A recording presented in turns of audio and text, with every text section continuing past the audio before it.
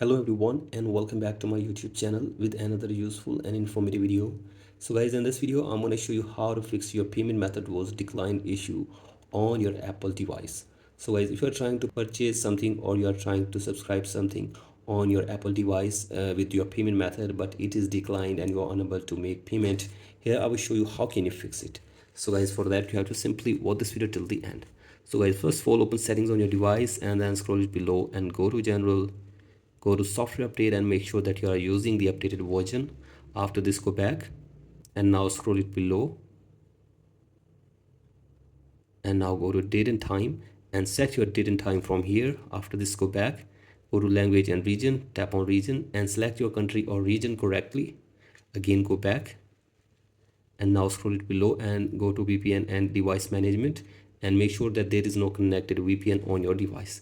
So guys, do this and after this check if the problem is fixed or not, and if the problem is still there then go to your profile and then you have to go to your payment and shipping. So guys, once you are here you have to simply remove your payment method from your device completely for one time.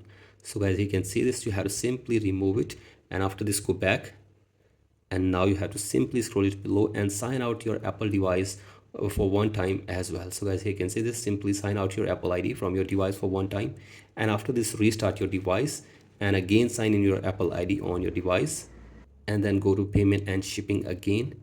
And now you have to simply add your payment method again on your device.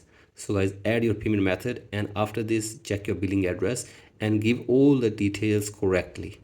So guys, simply give all the details correctly and after this save this information on your device and now check if the problem is fixed or not. And if the problem is still there then you have to simply go to support app and from here you can get any kind of support from the Apple team regarding this issue. So guys, you have to simply contact the Apple support team and they will try to fix this problem for you within 24 hours. So guys, that's it for today's video. Hope this video helps you. Please like and subscribe to my YouTube channel as well. Thank you.